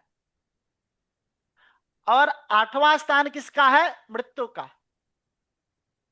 और दूसरा बात देखो कि छठा स्थान है वो बीमारी का है, और 8वां मृत्यु का है। यदि एक बीमार हो गया और मृत्यु को प्राप्त हो गया तो दूसरा क्या झाल बचाएगा? इसीलिए शादी कर रहा है कि एक की मृत्यु हो जाए। तो कहा कि नहीं ये बड़ा बुरा है। तो ये 3 भकूट हैं। एक भकूट है 2 12 का, जहां पर धन और आर्थिक स्थिति का व्यय होगा। तीसरा जो भकूट है वो संतान का व्यय करेगा। तीसरा जो भकूट है वो मृत्यु और रोग देने वाला है। तो ये तीनों भकूट बड़े गंदे हैं। तो कहा ये तीनों भकूट में शादी नहीं होगा। अब आया बाकी जितने बच गए कि भाई यहाँ पे टोटल कंडीशन कितने होंगे, 7 होंगे ना। 7 में से 3 निकल गया तो बचा 4। तो 4 कंडीशन में शादियां होगी। लेकिन एक चीज हमेशा याद रखिएगा, मान लो लड़के का मेष राशि है और लड़की का वृश्चिक राशि है। लड़के की राशि से लड़की की राशि काउंट करोगे तो कितना आएगा, 8। क्योंकि मेष राशि लड़का का है और लड़की का हो गया वृश्चिक राशि। तो मेष से वृश्चिक तो 8 आएगा और 8 से मेष तो 6 आएगा। तो कहा कि दोनों का लॉर्ड मंगल है, लेकिन यहां पर यदि शादी करोगे तो भकुट है, तो क्या ये भकुट मान्य होगा। कहा कि नहीं नहीं नहीं, ये भकुट मान्य नहीं होगा। अरे दोनों भाई भाई हैं तो ठीक है, वो गड़बड़ है। लेकिन मेष राशि वाला तुला राशि और वृष राशि वाला भकुट मान्य नहीं होता है। इस पर भी थोड़ा ध्यान रखिएगा। और द्विद्वादश वाला भी यदि मित्रता वाला हो ना, जैसे यहाँ पर देखो मेष राशि और मीन राशि, ये भी दोनों भी आपस में मित्र हैं। तो ये दोनों आपस में मित्र है ना, तो यहाँ भी शादी हो सकती है। कभी कभी आपने देखा होगा कि अरे जैसे कि मेरी बात सुन लो। अब वाइफ को एक गाड़ी पसंद आ गई है, तो उन्होंने जाके दाम काम करके आ गई, हमको बोली कि आप खरीद लो। अब मेरी आर्थिक स्थिति ऐसा अलाउ कर नहीं रहा है। अब वो कह के गांव चली गई हैं। अब मैं सोच रहा हूं कि अब ले लेता हूं। तो यदि लड़का लड़की से प्रेम करे ना, तो आर्थिक स्थिति के वजन को भी झेल जाता है कि दिक्कत नहीं है, चलो कोई फर्क नहीं पड़ता, ले लेते हैं ले लेते हैं ले लेते हैं। हाँ, लेकिन वही द्विद्वादश में शत्रुता हो जाए, जैसे मान के चले कि मेष राशि और कन्या राशि, नहीं नहीं, मेष राशि और वृष राशि। तो मेष राशि से वृष राशि 2 नंबर और वृष राशि से मेष राशि 12 नंबर। अब यहाँ पर भी द्विद्वादश का वो है, भकुट है, और मेष राशि और मीन राशि भी द्विद्वादश का भकुट है। तो कहा कि मेष और मीन वाला तो चल जाएगा, क्योंकि एक व्यक्ति एक दूसरे से प्रेम करते हैं ना, तो आर्थिक हानि के बाद भी दोनों में प्रेम बना रहता है। लेकिन दोनों में भी प्रेम ना हो, आर्थिक स्थिति में दिक्कत आने के बाद फिर बात तलाक तक जाती है और प्रॉब्लम तक आती है। तो यानी कि दोनों में यदि मित्रता हो, हाँ भकुट में दोनों में मित्रता हो, तो वो भकुट दोष क्षम्य हो जाता है। लेकिन मित्रता भी ना हो, भकुट हो, तब तो बिल्कुल क्लियर है कि वो गड़बड़ होता है। तब प्रश्न उठता है कि भाई नवम पंचम में तो हमेशा मित्रता रहेगा। भाई मेष राशि सिंह राशि में तो हमेशा मित्रता रहेगा, मेष राशि धनु राशि में तो हमेशा मित्रता रहेगा, वृष राशि कन्या राशि और मकर राशि में हमेशा मित्रता रहेगा। तो ये क्या है, नवम पंचम में जब हमेशा मित्रता है तो क्या ये भकुट मान्य है कि नहीं है। तो कहा कि हाँ मान्य है। इसका प्रॉब्लम तो रहेगा। देखिए मैं बार बार बता रहा हूं कि द्विद्वादश से संबंध होने के कारण दरिद्रता तो रहेगी, लेकिन दोनों में प्रेम होने के कारण उसके कारण प्रॉब्लम नहीं आएगी। लेकिन यहाँ पर नवम पंचम के कारण संतान में तो दिक्कत आएगा। लेकिन दोनों मिल व्यवहार के बात करेंगे कि चलो ठीक है, संतान नहीं है तो हम लोग एडॉप्शन कर लेते हैं, एडॉप्ट कर लेंगे, या बिना संतान के हम लोग जी लेंगे। ऐसा बहुत सारे दंपति देखा गया है कि जहां पर संतान नहीं है लेकिन दोनों बड़े प्रेम से जिंदगी जिए हैं। और ऐसा भी देखा गया है कि दो शादी के 4 साल बाद संतान नहीं हुआ, लड़का ने लड़की छोड़ दिया, दूसरी शादी कर लिया। तो वहां पर कहीं ना कहीं प्रेम नहीं है, तब दिक्कत आ सकती है। तो नवम पंचम में हमेशा प्रेम रहता है। तो कितने लोग नवम पंचम भकुट को मानते हैं, कितने लोग नहीं मानते हैं। लेकिन नहीं मानने से इसका साइड इफेक्ट कम नहीं हो सकता। संतान में दिक्कत आएगी तो आएगी, प्रॉब्लम होंगे तो होंगे। तो ये चीजों को विचार करने के बाद ही हमको आगे बढ़ना चाहिए, बाकी में कोई दोष नहीं है। तो यहाँ पर मेष राशि और मीन राशि के बीच क्या है, प्रॉब्लम है। तो यानी कि यहाँ पर दोनों में मित्रता भी है, ठीक है, शादी करना चाहे तो कर सकते हैं, परंतु दोष तो है। तो यहाँ पर इसका जो 7 अंक है, तो 7 में या तो 0 मिलेगा या तो 7 मिलेगा। बीच का कोई कंडीशन यहाँ पे नहीं होता, इस बात का ध्यान रखें। हाँ, और चौथा जो है नाड़ी। नाड़ी क्या है? बोलते हैं एक नारी सब पे भारी। हाँ, कहावत है ना। तो इसीलिए नारी को 8 अंक मिला है। एक नारी सब पे भारी, यानी कि नारी बाकी जो सातों पे भारी पड़ता है। तो यानी कि एक ग्रह मैत्री और एक नाड़ी, ये दो ज्यादा इंपॉर्टेंट है। तो यहाँ पर आ, सभी हमने फ्रेंडली देखा, लेकिन नाड़ी कहा कि नाड़ी फ्रेंडली नहीं होना चाहिए, नाड़ी हमेशा अलग होना चाहिए। कहा कि क्यों अलग होना चाहिए? कहा कि नाड़ी यदि सेम हो जाए ना तो बड़ा दिक्कत होता है। हाँ, आपने देखा होगा कि एक रोमन प्रजाति थे। रोमन प्रजाति के बारे में आप लोग जानते हैं? कौन जानते हैं रोमन प्रजाति के बारे में?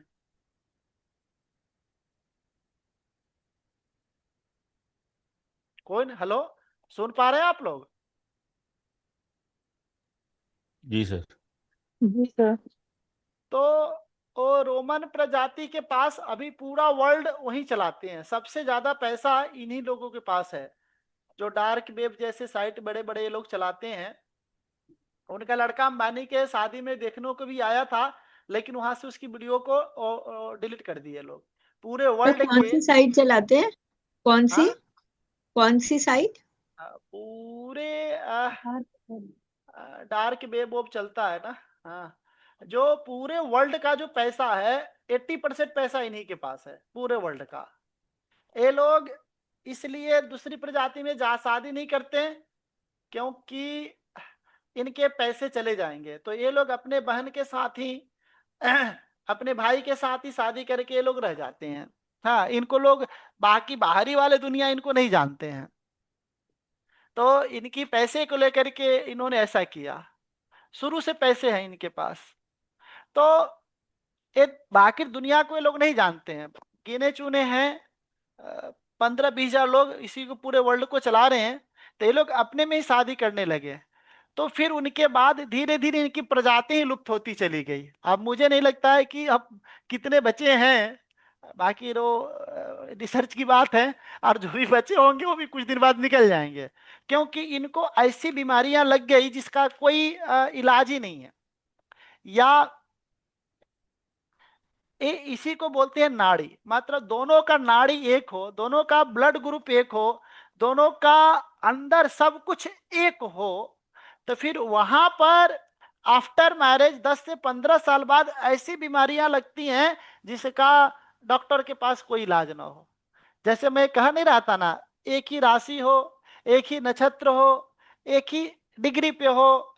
मतलब मेष राशि 10 डिग्री का लड़का हो और मेष राशि 10 डिग्री की लड़की हो, शादी करा दो, 100% सारे के सारे गुण मिल जाएंगे। सेम नाड़ी होगा, सेम योनि होगा, सेम नक्षत्र होंगे, सेम बस्य होगा, सेम तारा होगी, सब कुछ सेम होगा, एवरीथिंग इज सेम।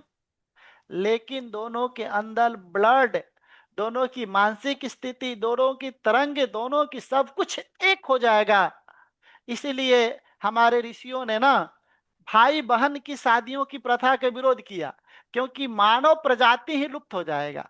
हाँ, और इसको सबसे अधर्म श्रेणी में रखा, क्योंकि धर्म और अधर्म में यही फर्क है कि धर्म व्यक्ति को जीना बताता है और अधर्म से व्यक्ति का नाश होता है।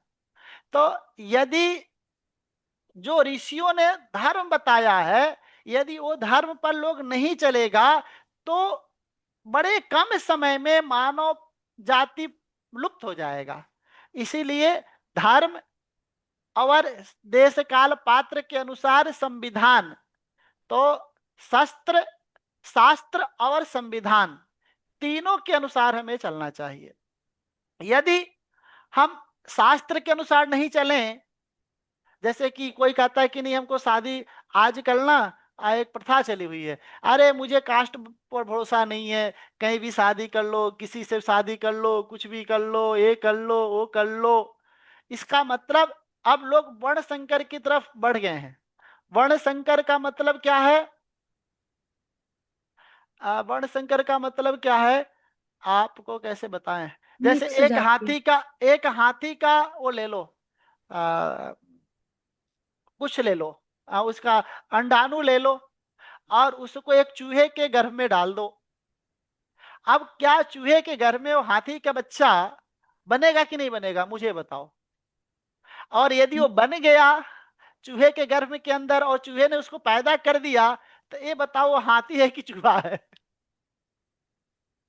तो वो कौन सी प्रजाति हुई, मुझे ये तो बता दो। अब जो ब्राह्मणत्व का कर्म है, ब्राह्मणत्व का कर्म है कि भाई वो भगवान पर निष्ठा करना, भगवान की पूजा करना, भगवान के प्रति समर्पण करना। और एक व्यक्ति का काम है मतलब गंदा साफ करना, गंदे में रहना, लोगों की सेवा संस्कार करना। अब ये दोनों की शादी करा करके जो बच्चा पैदा होगा, ये बताओ वो नाली साफ करेगा या मंदिर में पूजा करेगा? आप कोई बता सकता है कि वो क्या करेगा? और उसके अंदर किसका डीएनए है, उसके अंदर मतलब क्या संस्कार है, क्या लॉजिकल है, क्या वो बना, वो खुद को, उसको खुद को पता नहीं होगा बच्चा को कि भाई मुझे नाली साफ करना है या मुझे पंडित करना है। फिर उसकी अपनी विचारधारा होगी। जब उसकी विचारधारा होगी तो वहां पर वर्ण वर्ण प्रथा ही खत्म हो जाएगा। जब वर्ण प्रथा खत्म हो जाएगा तब एक ही प्रथा शुरू होगी कि भाई ये स्त्री है और ये पुरुष है, शादी करने के लिए एक लड़का की जरूरत है, एक लड़की की जरूरत है। जब ये भी प्रथा नष्ट हो जाएगा तब तो वहां पर माँ भाई बहन सब नष्ट हो जाएंगे। भाई ये लड़का है ये लड़की है, शादी कर दो।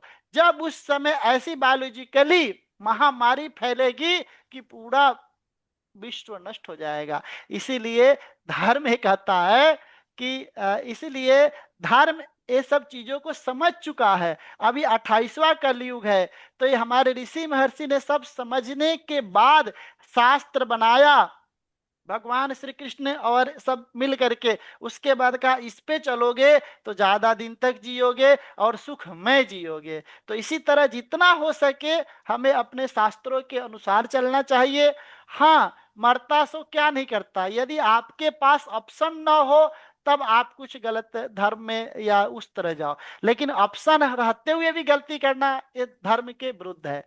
तो इसीलिए कहा कि दोनों का यदि सेम हो जाएगा ना, फिर तो यहाँ पे बीमारी आएगा, और ऐसा बीमारी आएगा कि जो कि वो बच नहीं पाएंगे उस बीमारी से। तो इसीलिए कहा कि नाड़ी अलग होनी चाहिए। हाँ, जब नाड़ी अलग होगा तो HR फैक्टर अलग होगा, ब्लड ग्रुप अलग होगा, और होमोग्लोबिन चंद्रमा बनाता है, ब्लड ग्रुप चंद्रमा बनाता है। तो दोनों का नक्षत्र राशि अलग होने के कारण दोनों के क्या हो जाएंगे, ब्लड ग्रुप अलग होने के कारण ये दोनों शादियां होगी। जब बच्चा पैदा होगा वो हृष्ट पुरुष्ट और वीर सूरवीर पैदा होगा, फिर उसका वंश आगे चलता रहेगा चलता रहेगा। तो इस तरह से नाड़ी का बनाया। तो यहां से देख रहे हैं जो अश्वनी नक्षत्र है, हमारी भरणी नक्षत्र का नाड़ी मध्य है और रेवती का अंत है। तो यहाँ पे नाड़ी डिफरेंट है, दोनों का अलग अलग नारी है। तो यहाँ पर 8 का 8 अंक उसको मिल गया। तो अब हमने टोटल यहाँ पर वैल्यू लगाया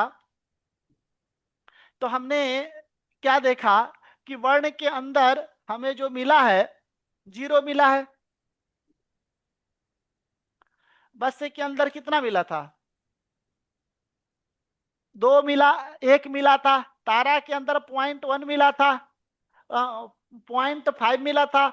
योनि का 4 मिला था, ग्रह मैत्री का 5 मिला था, गण का 5 मिला था, भकूट का 0 मिला था, नाड़ी का 8 मिला था। तो टोटल हमारा कितना हो गया, 25। तो 25 18 से ज्यादा या कम है?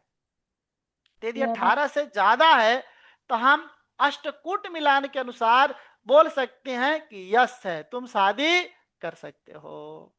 तो ये एक क्लिक पे आ जाता है। आजकल जो सॉफ्टवेयर मिलान करता है, सॉफ्टवेयर के अंदर हम चलते हैं थोड़ा और कुंडली मिलान करके देखते हैं, तो हमें कुछ नहीं करना है, एक क्लिक करना है सॉफ्टवेयर पे। जैसे किसी को कोई कुंडली मिलान करना हो तो बताएं, है आप लोग के पास कोई कुंडली मिलान? नहीं है? नहीं। मेरे पास आया था एक कुंडली मिलान, वही करके आपको बताता हूं। मैंने अभी भेजा था गुरुजी वो दोनों बच्चों का कुंडली मिलान। हाँ, बहुत ही सुंदर, बहुत ही सुंदर, आपने तो भेजा है, उसी को देखते हैं, देखें। सुधांशु और सुधांशु एक्सेस। हाँ, अब यहाँ पर कंप्यूटर क्या करता है, मैच मेकिंग 2 मिनट के अंदर करता है। हाँ, जो हमने मैनुअल कैलकुलेशन किया, ये कंप्यूटर कैलकुलेशन करता है। इन्होंने एक कुंडली मिलाया था, हमें भेजा था, लड़का का नाम है हिमांशु, उसका है सुधांशु सुधांशु। सुधांशु, सुधांशु, उसका है 15 जुलाई 1997, ठीक ना। और टाइमिंग है 6:02, 6:02, जन्म हुआ है नोएडा में। हमने लड़के का डिटेल डाल दिया। अब इधर वाले में लड़की का डिटेल डालना होता है। यहाँ पर हमने लड़की का डिटेल देखा, तो लड़की का जो है 21 सितंबर 1996 है। हाँ, देखिए यहाँ पर लड़की बड़ी है, शास्त्र के अनुसार लड़की छोटी होनी चाहिए, लड़का बड़ा होना चाहिए, थोड़ा सा डिफरेंट होना चाहिए। हाँ, ये भी मुहूर्त का ही पाठ है। 3:32, ठीक ना। 3 हो गया गुरुजी, 32 की जगह 03, 3:32 है, 32। हाँ हाँ, 3:32, 3 बज के, अच्छे 3 3 हो गया, 3:32 इनका जन्म है। और जन्म कहाँ पे हुआ है, दिल्ली में। अब हमने इसको ओके कर दिया, ठीक ना। अब जब इसको हमने ओके कर दिया, तो आप लोग के यहाँ स्क्रीन शेयर हो रहा है। हाँ आप जी। देखें तो यहाँ पर, ये देखें यहाँ पर इसने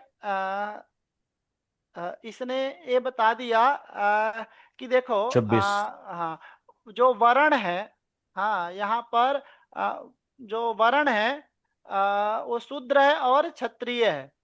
तो लड़का शूद्र है और लड़की क्षत्रिय है। तो लड़का यदि शूद्र है तो क्षत्रिय से कम हो गया ना, फिर लड़की वो क्षत्रिय में ज्यादा हो गई ना। तो कहा कि देखो भाई यहाँ पे 0 मिला है, आप चेक कर लो। कहा कि वश्य में दोनों ही मानव हैं, तो दोनों मानव हैं, तो देखो 2 का 2 मिल गया, क्योंकि दोनों फ्रेंडली हैं, दोनों सेम है। तारा, अब देखो तारा में भी यहाँ पे बद्ध है और वहां क्षेम है।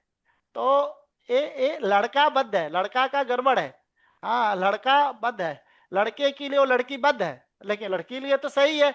योग क्षेमम का वही आया, बद्ध और क्षेम जो हमने वो उसमें निकाला था। तो कहा आधा दे दो, तो 3 का इसने आधा कर दिया, तो 1.5 पॉइंट दे दिया।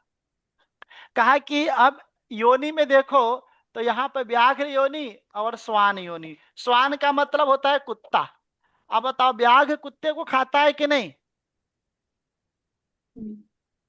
हाँ, कुत्ता को कोई नहीं खाता, इसीलिए कुत्ता ही सबको खा जाता है। वो दूध भी पी जाता है, नॉनवेज भी खा जाता है, पोटी भी खा जाता है, कुत्ता को कोई नहीं खाता।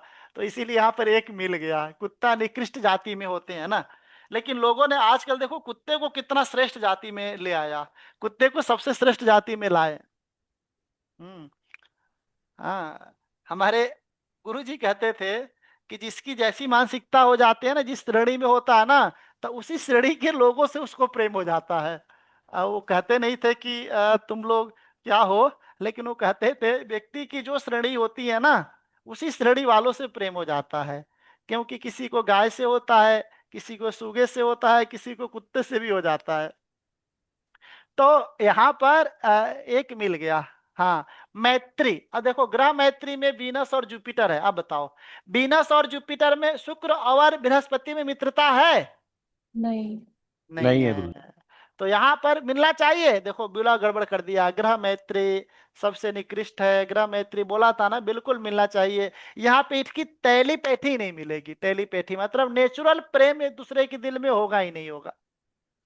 गण का देखो, दोनों ही राक्षस हैं। हाँ हाँ, तो सही है ना। जब दोनों ही राक्षस हैं, बोला था देव और राक्षस नहीं होना चाहिए, दोनों राक्षस हैं, तो ठीक है। हाँ, अब भकुट में लिब्रा है और सेजिटेरियस है। तो लिब्रा से, सेजिटेरियस से, तुला से धनु राशि कितना है? तो तुला, वृश्चिक, धनु 3 है। और वहां से धनु से लिब्रा कितना है? 10 है, नहीं 11 है। तो ये बड़ा श्रेष्ठ है ना फिर दोनों। और नाड़ी में देख लो, अंत्य नाड़ी और आद्य नाड़ी। तो यहाँ 8 का 8 मिल गया, तो भकुट और नाड़ी मिल जाने के कारण ना इसका 15 गुण तो ही हो गया, और गण वो मिल गया, नीचे वाले सारे के सारे मिल गए, 15 और 6 21 तो ही हो गया, और बाकी 4 वो मिल गए, तो इसका 26 गुण पूरा 100% मिल गया। तो यानी कि जो भकुट मिलान के अनुसार, भकुट नहीं अष्टकूट मिलान के अनुसार ये शादी अति श्रेष्ठ है, बिल्कुल कर सकते हैं। और एक चीज मैं आपको बता दूं, गुण ज्यादा भी नहीं मिलना चाहिए। हाँ, आज मेरे ख्याल से क्लास का ज्यादा टाइम हो गया, 4:10 हो गए। तो अगले क्लास में हम मंगलिक दोष के ऊपर बात करेंगे, मंगल क्या है, मंगल दोष क्या है। और अभी इतना मैं आपको बता दूं कि ज्यादा गुण भी नहीं मिलना चाहिए, क्योंकि ज्यादा गुण मिलना भी गलत है।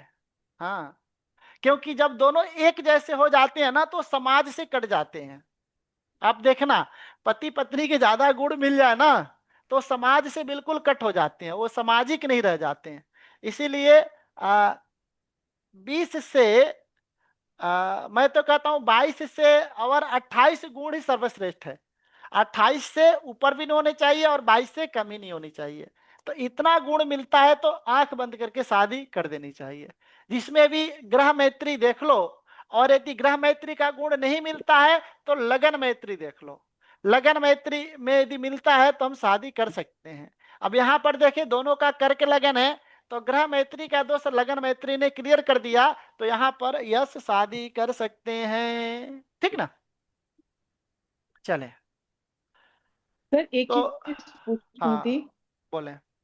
सर ये सर तारा में जब मेल उसके अंदर बद का आया है और उसमें शेम आया है, तो क्या लड़के को प्रॉब्लम आएगी शादी के बाद?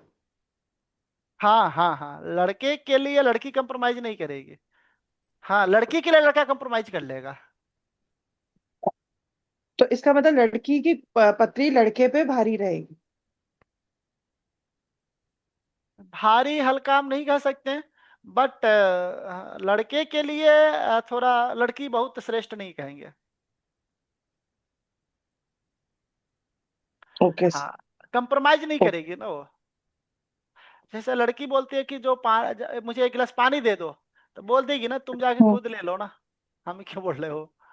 क्योंकि थोड़ा वो गड़ती, थोड़ा प्रॉब्लम तो आएगी ना चीजें। ओके। ठीक है, तो अब हम अगले क्लास में मिलते हैं। ठीक है, ओके, जय ठीक है माता गुरु दी। जी। जय माता, प्रणाम गुरु जी। नमस्कार नमस्कार। जय माता। जय माता दी मैम, जय माता दी।